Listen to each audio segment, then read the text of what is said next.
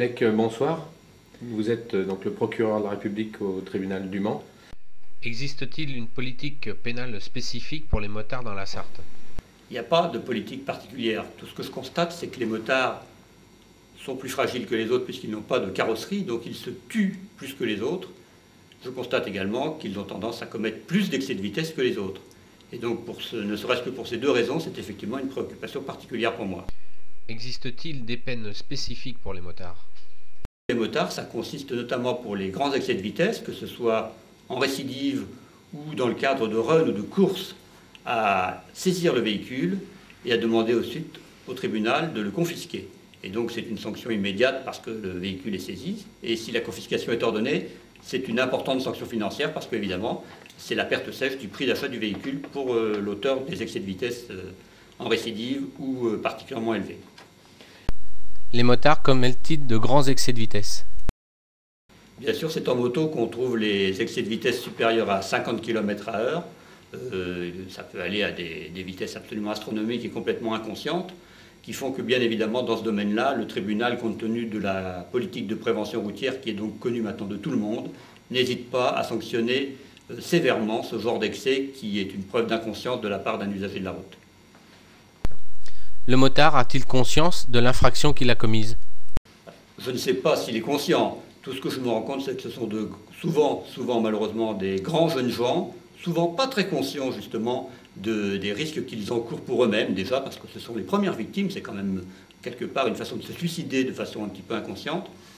C'est vrai que le passage devant le tribunal, souvent, surtout si on leur a pris leur engin, leur fait prendre conscience qu'ils sont partis dans un mauvais chemin, et j'en vois un certain nombre qui, incapables de maîtriser leurs instincts, préfèrent dire qu'ils vont renoncer complètement à la moto. Ils estiment que c'est un engin qui roule trop vite ou qu'ils ne sont pas capables de se maîtriser, et un certain nombre décident de vendre leur moto et d'arrêter la moto. Je préférerais qu'ils prennent conscience qu'on peut rouler normalement à moto, à condition de respecter le code de la route comme tout le monde. Je crois que c'est le b.a.-ba des usagers de la route. Respecter le code de la route pour un motard, c'est deux choses. C'est respecter la vitesse, et ce n'est pas le cas de la majorité des motards. Si vous vous faites rattraper sur une route, c'est plus souvent par un motard que par une automobile. Et puis, c'est de faire des dépassements corrects. Et là, on s'aperçoit aussi, notamment en ville, que les motards remontent des files complètes, ce qui n'est une manœuvre interdite par le code de la route et qui ne correspond pas à un mode de fonctionnement normal de remonter des files. C'est pas parce qu'on a un petit gabarit et des capacités d'accélération rapide qu'il faut jouer dans la circulation, surtout en ville. On est à la merci d'un piéton, d'une portière qui s'ouvre, et on a beaucoup de décès, même en ville. Pensez-vous que le permis de conduire moto est adapté aux conditions actuelles de circulation? Le problème n'est pas celui de la justice. Le problème de la justice, c'est d'appliquer la loi, c'est au législateur de faire son choix. Maintenant, vous me posez la question, je ne vais pas essayer de l'éluder. Je pense effectivement que des véhicules qui roulent à des vitesses supérieures à 130, 150 km/h, voire 200, ne peuvent pas être laissés dans les mains de n'importe qui, à n'importe quel âge, et sans une formation sans doute renforcée par rapport au permis normal. Mais ce n'est que mon opinion, c'est au législateur de décider.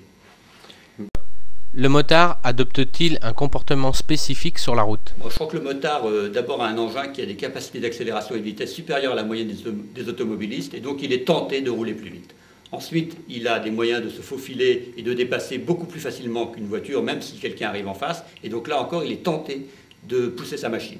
Donc effectivement, il y a un comportement spécifique du motard qui le rend plus dangereux, et le fait qu'il ait des moyens de commettre des excès de vitesse plus facilement que les autres doit l'inciter également à faire un effort dans ce domaine.